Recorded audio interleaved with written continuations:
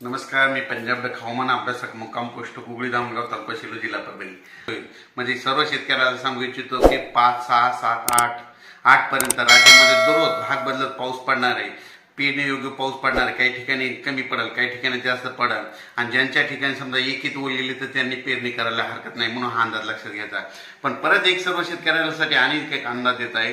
तुम्हाला एक सांगू इच्छितो की राज्यामध्ये 9 जून 10, 11, 12 आणि 13च्या दरम्यान मुंबई, पुणे, नाशिक, पश्चिम महाराष्ट्र, कोकण पट्टी आणि उत्तर महाराष्ट्राकडे म्हणजे वाहुनी म्हणजे मुसळधार पाऊस पडणार आहे म्हणून हा अंदाज लक्षात घ्यायचा। म्हणजे कोकण पट्टी, उत्तर महाराष्ट्र आणि पश्चिम महाराष्ट्रामध्ये 9 ते 14च्या दरम्यान मुसळधार पावसाची शक्यता आहे म्हणून हे अंदाज लक्षात घ्यायचा। पण तरी पण एकंदरीत परिस्थिती बघितली तर राज्यामध्ये आज 5 जून पासून ते जवळपास 14 जून पर्यंत राज्यात दररोज एक दिवस आज येणार, दुसऱ्या दिवशी परत नसेल, लगेच तिसऱ्या दिवस एक दिवस आवडत म्हणजे दररोज भाग बदलत पाऊस पडणार आहे म्हणून हा अंदाज लक्षात घ्यायचा। ज्या ज्या ठिकाणी पडला पेरणी योग्य ओल झाली तर पेरणी करायला हरकत नाही म्हणून हा देखील अंदाज लक्षात घ्यायचा।